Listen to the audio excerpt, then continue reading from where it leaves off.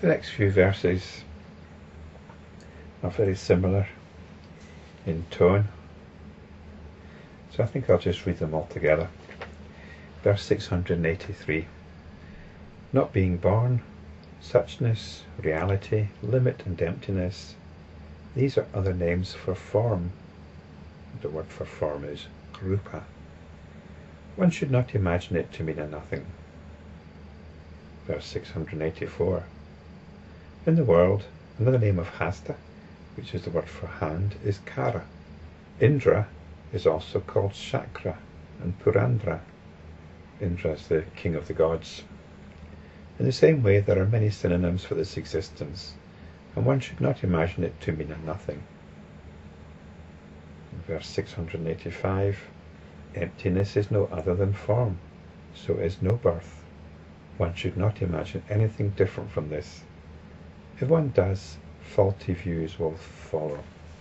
I'm reminded of a line from the Heart Sutra here about form being no other than emptiness, emptiness no other than form. In the previous video I was talking about enlightenment practice. And one of the ways I describe enlightenment practice is the attention coming to rest in itself. The attention coming to rest in itself. The attention is always active.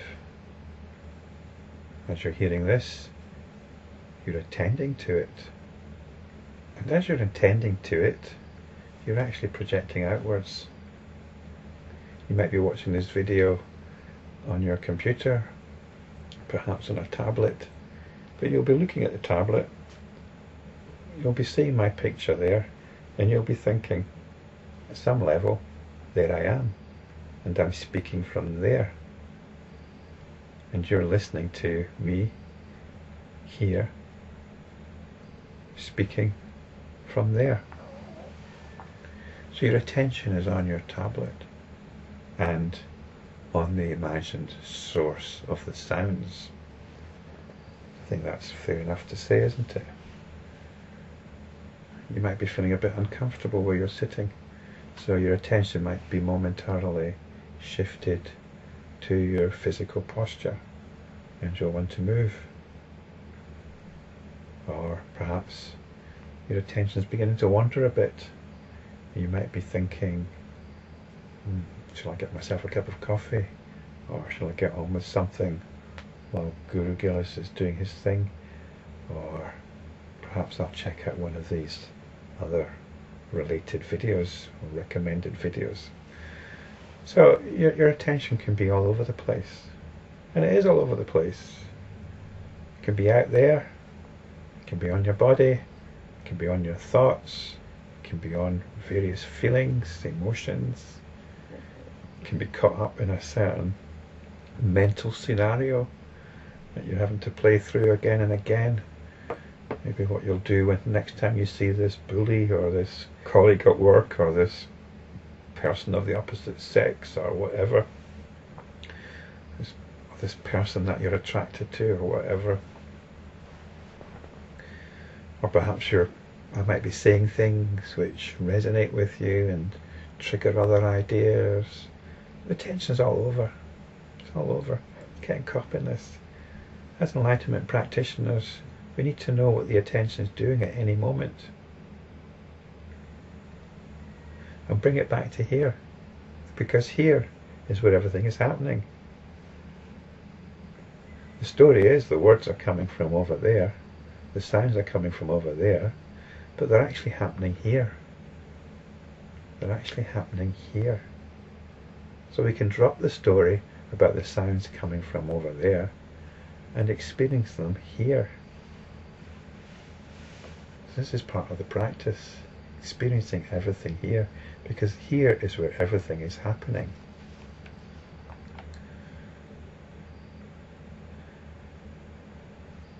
So I've actually said more than I was planning to say there.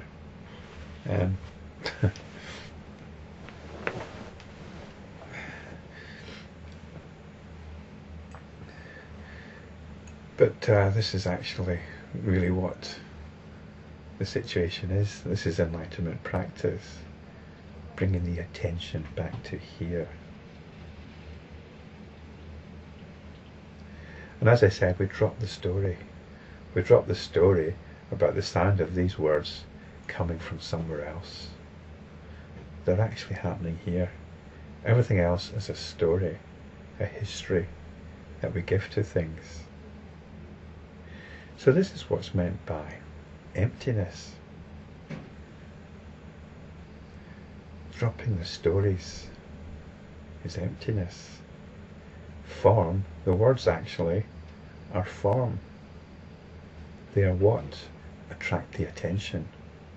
The words here, the words that are being said right now, attract the attention. This is what's known as rupa. Rupa. It doesn't have to be a visual form. Rupa is whatever attracts the attention. And along with attracting the attention, we create a backstory, or we attach a backstory to that form, about where it's coming from, about its source of origination, about its location in space. But the practice is to see the emptiness of all that and to appreciate that it's all happening here. So not being born,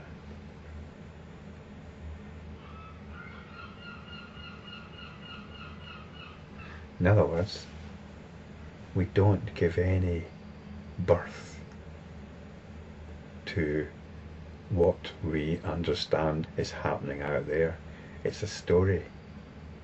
It's a narrative that is fed to us and that we subscribe to.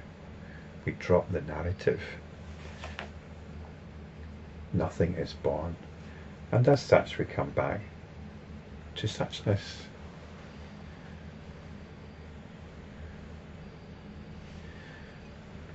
What I was going to say about this is another way of approaching it. The attention is awareness. Now if I direct my attention to this cup, what is there here? Is there awareness and a cup? Or is there simply awareness? Or is there simply a cup? Well, there's simply a cup. This is the object in itself.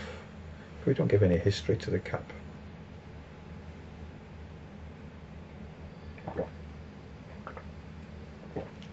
Awareness always gets out of the way of what it's aware of.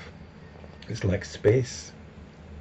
Space, for this cup to exist, it takes up space. Now observe how the space is getting out of the way for the cup. This cup is moving through space. Space is getting out of the way of the cup. Awareness is the same. Awareness disappears for whatever it's aware of. Now awareness is just the attention. The attention is awareness in operation. Whatever we attend to becomes, well, the attention just disappears and all there is what the attention is attending to. So when I talk about bringing the attention back to itself, allowing the attention to rest in itself, well, what is there at this point? What is there? Well, there's everything. There's the whole universe, the whole world. Not as an idea, not as an inference, not as a thought, but as it is. As it is. This is reality. There's nothing beyond it. This is the limit. We're no longer subscribing to narratives. This is emptiness. And what is here is rupa. ultimate thingness in itself, or something along these lines. These are other names for form. One should not imagine it to mean a nothing. And this is the trouble with talk of emptiness. It's a fine line between talk of emptiness and a sense of desolation. There is no desolation. There's nothing further from the truth. When you come back to the world as it is, rather than some narrative of the world as it is right here, the world which has not been born, then you're coming back to a vibrant presence,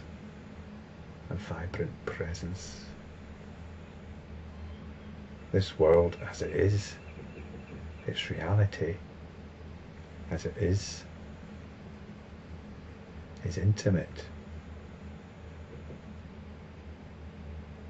it's warm.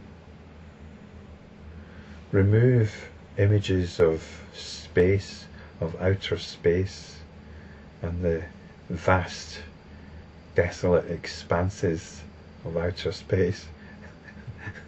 These are ideas. These are the narrative. That's part of the narrative. But if we can come back to the world as it is happening right here, right now,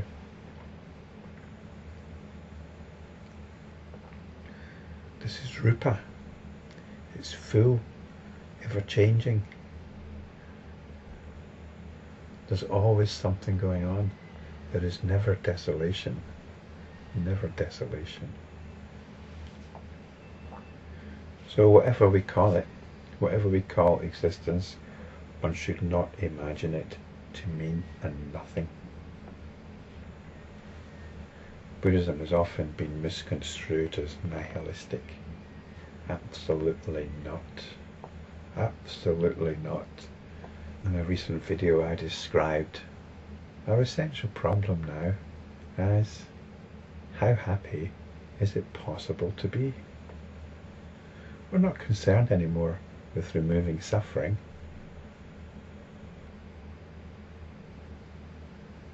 Because we've actually removed the causes of suffering. And the causes of suffering are this constant projecting outwards into an external world, which is only a narrative. It's like a mirage. It's like what a recent verse 602 described as appearing like a cloud, a multitude of clouds, a rainbow, and so on. That's our relationship with notions of an external world. A world full of people. We no longer take our cue from that. We no longer take our cue from social networks, from our interpersonal relations, because that is the reality of the world that we normally inhabit. It's not a world of objects, of things, a world of physics. It's actually a world of people. It's a world of social relations. That's the world that we usually inhabit. Even if you live by yourself, you've still got the thought of other people pressing on you, because you might be making a point of keeping away from people.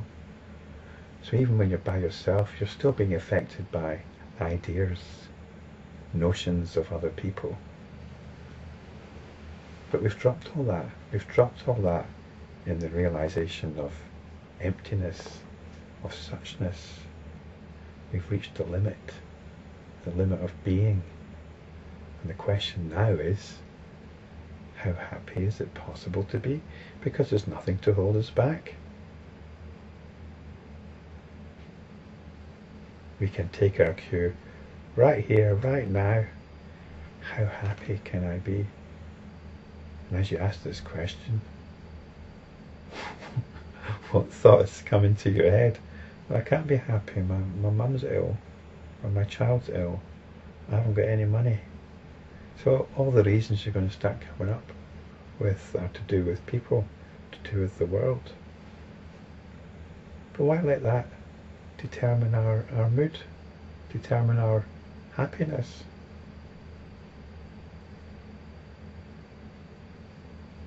Are we worried about being callous? I don't want to be insensitive, so I'm going to be miserable. What's the logic in that? I don't have a right to be happy because so many other people are unhappy. What you do, it's imperative that you be happy so that you can show other people that it's possible to be happy regardless of what's going on.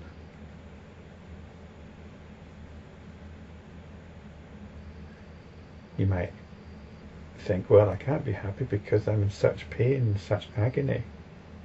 But is that going on all the time? It might be going on for a lot of the time. But what about when there's some brief respite?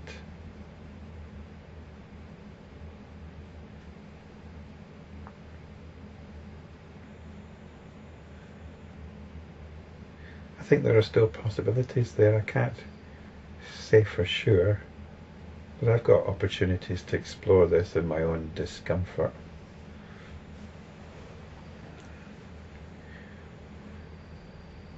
So that's one which I'm personally struggling with when I'm feeling difficulties with my body. It's very difficult to be positive or be happy, but it's at this point where I need to bring the teachings to the fore.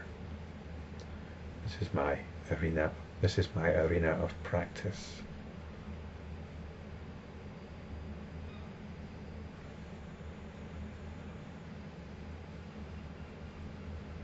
So I've kind of given in here, haven't I? I've found reasons not to be happy. Although right now, I'm actually very comfortable.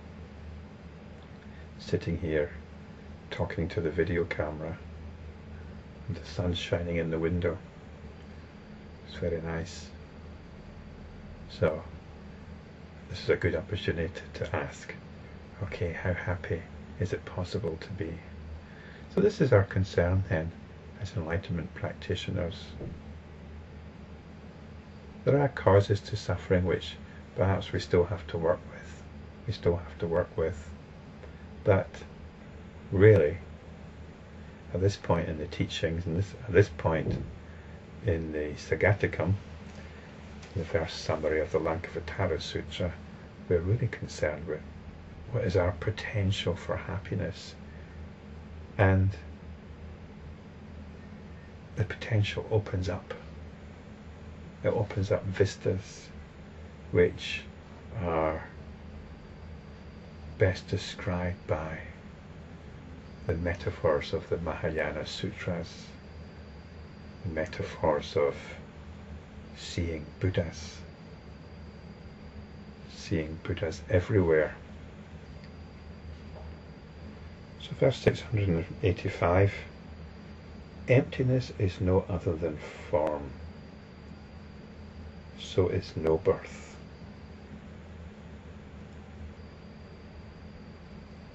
So no birth is no other than form. Basically, we embrace everything. We drop the narratives which are always limiting. They're very useful in a conventional sense, like a map is useful.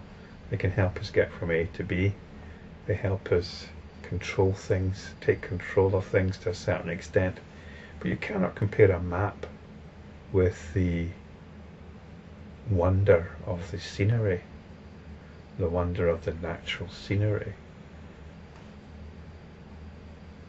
Is a map more beautiful or more true than the hill it represents? In enlightenment practice, we're putting aside the map. We're putting aside the map and enjoying the scenery once again.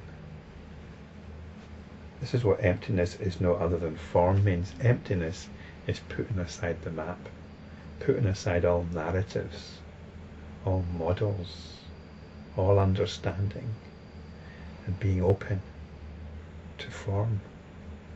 Form is the presence of the world that is happening right here.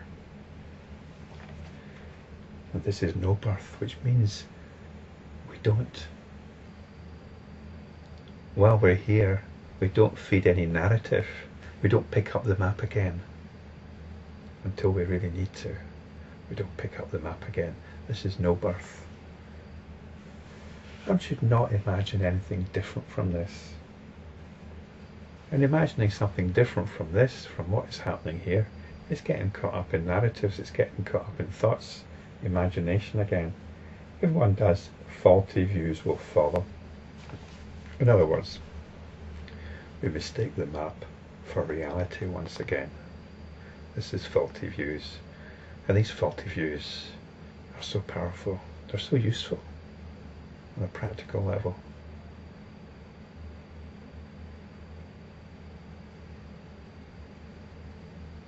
But they inhibit our potential for infinite happiness. So let's leave that map alone for as long as possible.